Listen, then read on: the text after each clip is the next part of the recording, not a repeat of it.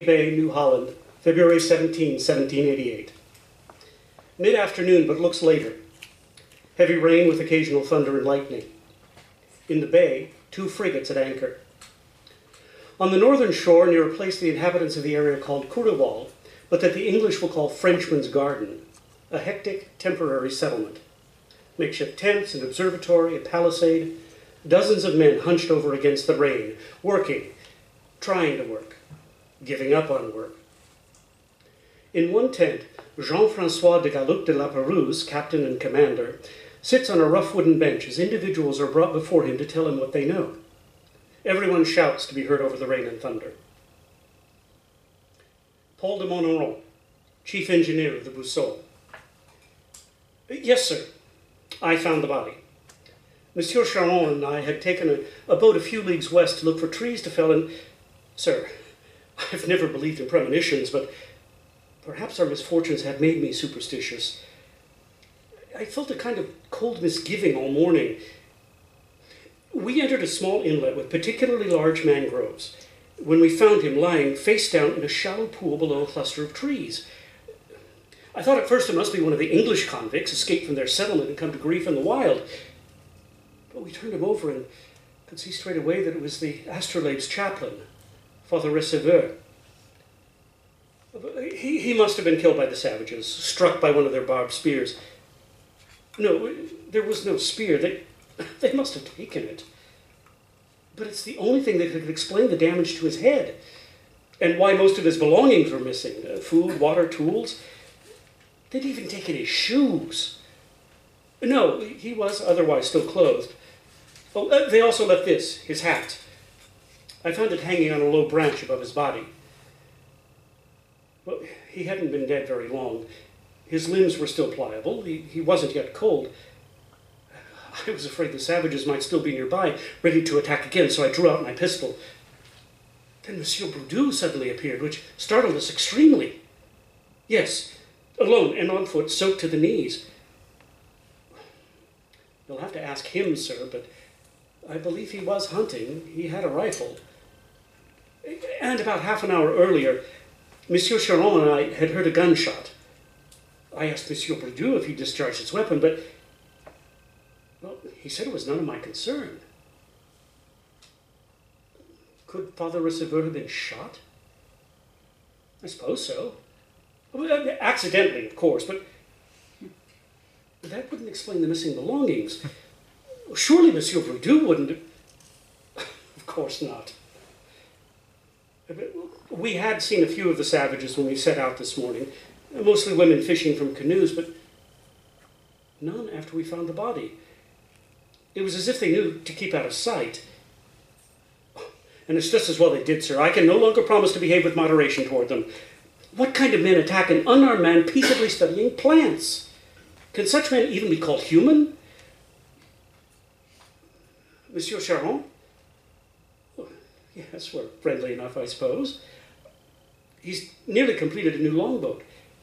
He was dissatisfied with the quality of wood he's had to work with, and asked me to accompany him upstream to see if we could locate more suitable trees, which I'm pleased to report we did. My task was to figure out how to fell them and float them back here. We obviously abandoned that part of the mission when we found Father Receveur. Pierre Charon, head carpenter on the Boussole. I actually saw him first, sir, meaning no disrespect to Monsieur de Monneron. We found these great mangrove trees, just the thing for our purpose. The wood is dense and doesn't rot in salt water, you'd see. And I climbed out of our boat under the lower down branches of one specimen and was making my way around it when I saw the poor Abbé Cotterest is so lying there dead. I called to Paul, Monsieur de Monneron, that is, who tied up the boat and joined me. Oh, what a shock. The sight of the Abbé's mangled face. I'll never forget it, sir. What was he doing out there all by himself? Botanizing? Well, it's just my opinion, sir, but he should have stuck to his priestly duties and left the botanizing alone. Well, he'd still be alive, wouldn't he? Well, yes, sir, I know it's not my place, but... Oh, I expect he was shot by mistake. We heard the shot, 2, I think, only a few minutes before. And then Monsieur Broudoux shows up, panting and pale with a hot rifle over his shoulder. How he frightened us, and we him. I expect he was looking for his quarry and found he'd shot a priest instead. Well, he didn't say a word all the way back in the boat, nor did we, of course. We were that distressed. As for the Abbe's belongings, I don't know, sir. Maybe someone else found the body before us and took them. Maybe that someone was someone who'd shot a priest by mistake and wanted it to look like an attack, then hid in the underbrush till he heard our voices. No, sir, I'm not accusing Monsieur Broudoux of anything. I speak only of possibilities. Killed by a native? No, I don't think so. We didn't see any.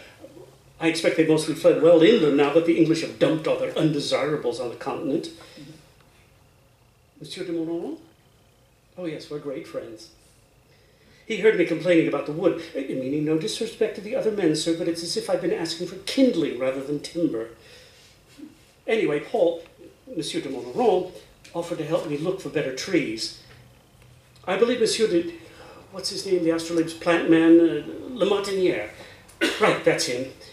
He told us we might find larger mangroves upstream where the water isn't as salty, and he was right. Oh, we've been on several such outings now, Monsieur de Montauran and I. Today we were finally ready to fell a tree and drag it back when we found the Abbe. I suppose it's a good thing we were there, sir. For the poor man might have languished in that spot with no proper burial and none of us ever knowing what had become of him. Frederic Broudoux, Lieutenant de Boussole and brother-in-law to Monsieur de la Pérouse. I know, I wasn't supposed to be away from the encampment. I'm sorry, brother. Captain. I wanted to be alone for a while. Go hunting, bring back something other than kangaroo to eat. Is that so terrible? I did not shoot the priest. A rifle shot wouldn't result in anything like what happened to that poor man's face. I did shoot once at a bird. Thought I'd hit it and was looking for it when I heard voices. When I heard French, I made myself known. I'm lucky your dear Montauran didn't shoot me. He got his pistol out. And the carpenter looked at me like I was Satan's own son. He probably came in here and said I'd shot the priest, didn't he?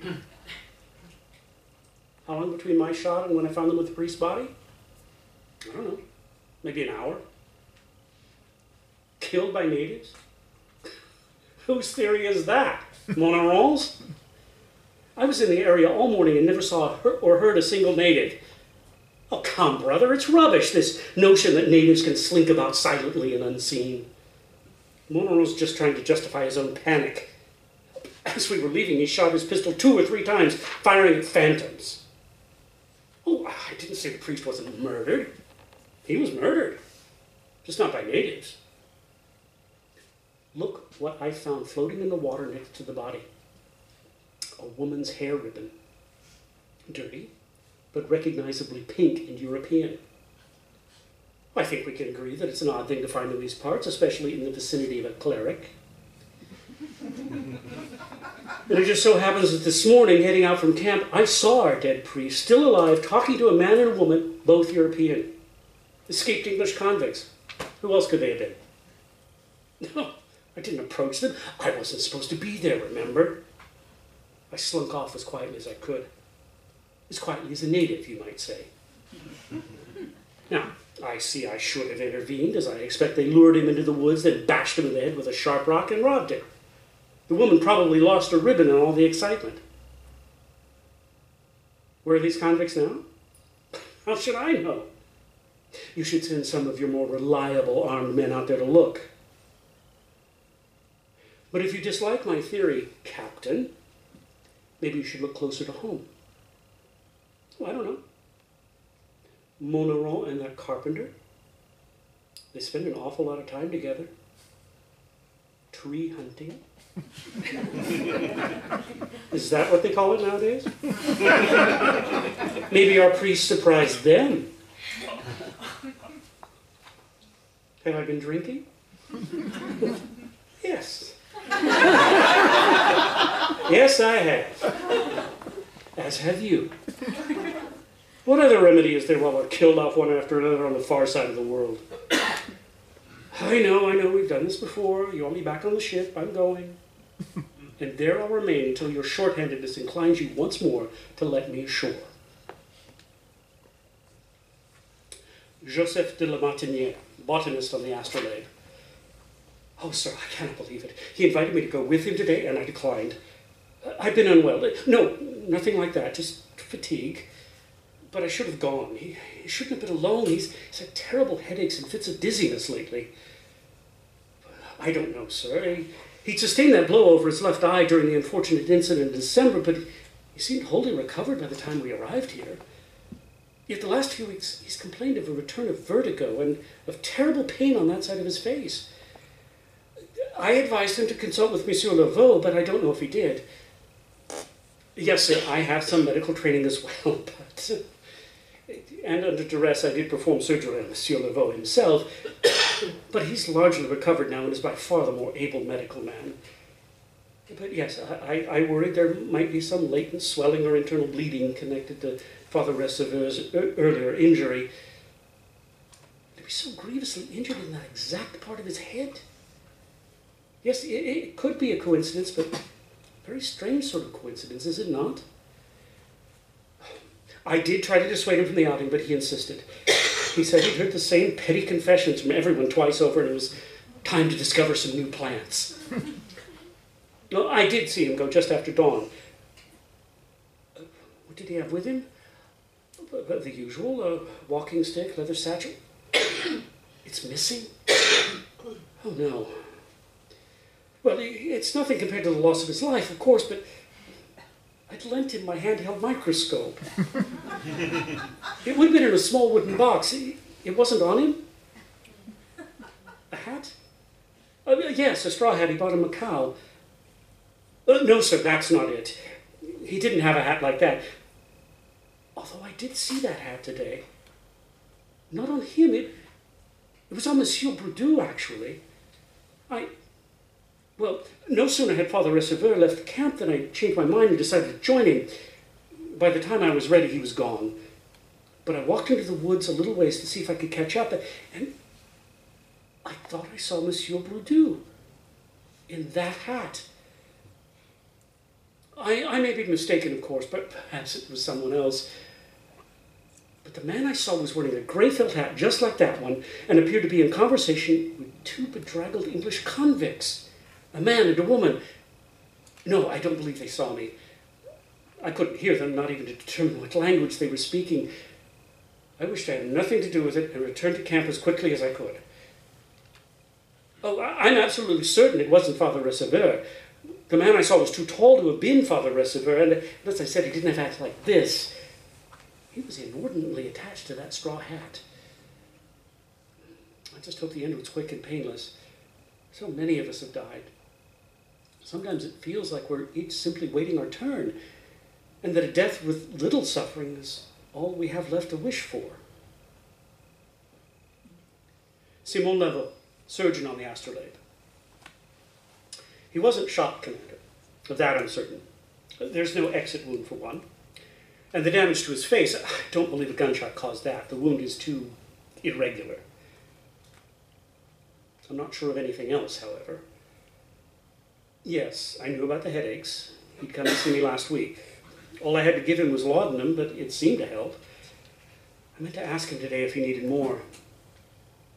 Yes, I suspect the headaches were connected in some way to the contusion he received in the Navigators.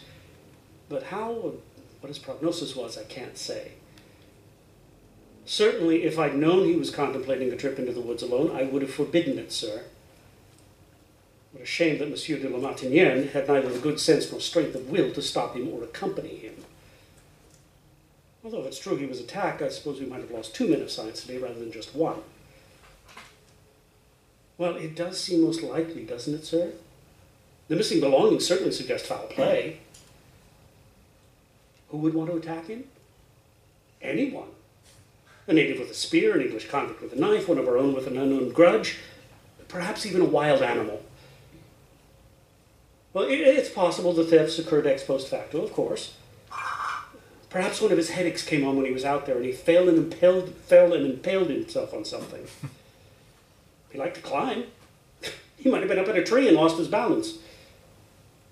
I understand he was found face down in the water, He might have even drowned after the initial injury. Or, this is horrible to contemplate and rather unlikely, but he might have inflicted the injury himself. I once had a patient prone to such agonizing headaches that he tried to scalp himself in a misguided attempt to relieve the pain. Well, we'll have to wait till morning to bury him, sir. It's raining so hard now the men are having trouble digging a proper grave. But Monsieur Charon and his assistant are completing a casket, Father Monguet is inscribing a wooden plaque, and I'll join his other friends to prepare his body. He'll be the only one of us, so far anyway, to have a proper burial on land. Oh, I'm much improved, sir. Thank you for asking. I do wish the Busseau surgeon could have performed the surgery rather than a botanist more accompanying to slicing up plants, but could not be helped. No doubt Monsieur de la Martinière did his best. Augustin de Monty, Lieutenant of the Busseau. Sir, we just apprehended 2 escaped English convicts a half-league west of here, a man and a woman. We discovered them in possession of a straw hat, a pair of boots, a walking stick, a canteen, and a partially consumed loaf of bread. Monsieur de la Martinière has identified several of these as belonging to Father Receveur. No satchel. Monsieur de la Martinière asked about that as well. No microscopes or scientific tools of any kind, no journal. Sir, I believe these 2 individuals approached our men a week ago or so ago, seeking passage on our ships. They look very much the worse for wear, sir. My guess is they've been hiding in the woods since we turned them away. Nevertheless, they were recognized by several men, including Monsieur de la Martinière, who said he saw them outside the camp just this morning. It's my belief, sir, that after more than a week in the woods without food or shelter, they grew desperate, and when they saw Father Receveur venturing out alone this morning, they set upon him in order to rob him of food and clothing. We did find a large hunting knife on the man. Neither Monsieur le Martinière nor Monsieur Laveau recognized it as belonging to Father Receveur. It's very clean, sir. As if it were recently cleaned, if you understand me. They refuse to answer our questions. The sailors who recognized them from last week say the man could speak French when he was here before. Shall I find someone who speaks English? Monsieur de Monroe? Yes, sir, I'll ask him in. And Monsieur Broudoux as well? He's returned to the Busseau, sir. Shall I? No? Very well. Monsieur de Monroe again, now interpreting for the escaped English convicts. Sir, this man calls himself Peter Paris. The woman claims to be his wife, Anne, but Mr. Paris insists they aren't married and that her name is Anne Smith. He says that his father was French and a rogue, and that we've proven ourselves no better, so he'd prefer to speak his adopted language. They admit that they came here 8 days ago to seek passage back to Europe and were turned away. They were loath to return to the English settlement. Sir, I'll spare you the invective Mr. Paris uses in referring to his English masters. They apparently remained nearby, hoping to find a sympathetic crew member to ferry them to one of our ships after nightfall. Obviously they did not, and the state you see them in now is a result of a week spent out of doors. This morning they met Father Receveur as he left the encampment. He told them that he couldn't sneak them on board, but they claimed that he gave them his bread. They also say that they then met another Frenchman whose name they don't know, but who was wearing a gray hat. Yes, just like that one, apparently. This man offered to help them, but only if the woman would submit to certain favors.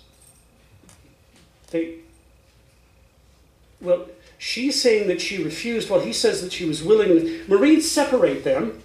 Keep them apart, please. Sir, whatever transpired with this man they claim to have met, they then hid in the woods for some time before hearing a gunshot. Afraid they were being hunted by the English, they went deeper into the woods where they say they found the priest they'd met earlier, fallen among a clump of trees and being preyed on by a wild dog. They threw rocks at the dog to scare it away, but the priest was already dead. They insist they would never have taken anything off a dead man's body, especially a man who had been kind to them only a few hours earlier.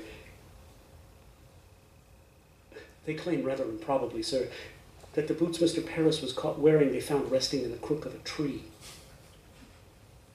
They're emphatic that there was no leather satchel and point out that if they'd seen one, they certainly would have taken it. They didn't return to report the priest's death because they feared they would be blamed for it. They then left the area and saw no one until they saw Lieutenant de Monty and his men just now. They didn't venture further into the woods because they were afraid of the wild dogs. The woman denies any knowledge of the ribbon, but Mr. Paris is shouting that she knows very well it's hers and that the man in the gray hat pulled it out of her hair during their encounter. She says that's so. He placed it in the water himself in order to lay blame for the priest death upon them. As for the gray hat, she's quite sure it wasn't in the tree when they found the body. But, sir, I'm quite sure it was in the tree when I found the body. Monsieur Broudoux? No, he arrived bareheaded. Sorry, sir? Did I discharge my weapon? Well, yes, but only after we found Father Receveur. As we were preparing to carry his body to the boat, I shot once into the woods to warn any savages against approaching. And a second time from our boat, I thought I heard a dog bark on shore, and I know the savages travel with dogs. I didn't want one of their spears flying at us through the woods. What shall we do with the captives, sir? Sir, if I may, if we take them on board our ship, we'll be acquiescing to their original request, a request they may now have achieved by killing one of our men. Yes, sir. Very well. I'll call Monsieur de Monty to take them. Meanwhile, on a wooded path near the village of the Spear clan, two young men running from opposite directions stop short when they see each other. They're both out of breath. The men are brothers. Both bear symmetrical white markings on their faces and chests, although the older brothers are more elaborate. The younger one carries a leather satchel. The older brother draws his brother toward a shallow cave to get out of the downpour. Where have you been? He demands. Nowhere. I was just out looking for eggs. No, I didn't find any. I found this instead. No, I didn't steal it. What? No, I didn't kill anyone for it, and I didn't go into their camp either. I'm not stupid. Well, I wouldn't call it a gift exactly, but the man who had it doesn't need it anymore. How do I know? Because he's dead. No, I did not kill him. He was already dead, all right? I was out hunting for eggs and I found a dead man. And I brought this with me because it's useful and he doesn't need it anymore. That's the whole story. Yes, I'm sure. He was face down in the water by a clump of mangroves. I don't know, back there somewhere by the bay. How did he die? How would I know? I mean, there was blood in the water around his head, but I didn't roll him over to see. Well, of course I didn't touch him. You really think I'm stupid, don't you? I don't know. Maybe his own people killed him. I heard their weapons a couple of times before I found him. Maybe they knocked him right out of a tree. I don't know that he was up in a tree. But you know those coverings they wear on their feet? Well, this man didn't have any, but there were some hanging from the tree above him. My guess is he took them off the climb. No, I didn't take them. They stank. Well, maybe his people mistook him for a possum or something. Of course people don't look or sound like possums. You and I know that. It wouldn't be the first stupid thing they did. What stupid thing did I do? Taking this? Oh, that wasn't stupid, it was smart. Look, you can carry whatever you need for the whole day and the inside stays dry. Put your hand in and see. What's inside? It's all harmless. Look, I think this might be a drawing stick. Because there's something with pictures of trees and birds inside. Go ahead, take it. It's not going to bite you. What are you afraid of? How can it be dangerous? They're not going to come looking for it. Why was I running just now? Because after I left the dead man, I heard their weapon again and I didn't want to get hit. You still think I did something, don't you? Why would I kill one of them? You're the one who wants to drive them away. Why were you running? You're supposed to be hunting today. Where's your spear? And where's the dog? Oh, she ran away when the weapon went off? Oh, so you heard that too. Why didn't you say so? Maybe you're trying to blame me for something you did.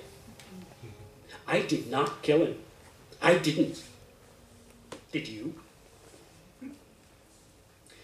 Final page of the journal of Claude François Joseph de Receveur, chaplain of the Astrolabe. From Laveau does alleviate the pain, but I distrust how much I enjoy the stupefaction. I begin almost to long for the first twinge of pain so I can indulge in its remedy. I am afraid to ask him for more. Afraid not to. I invited La Martiniere to accompany me today, but could not persuade him.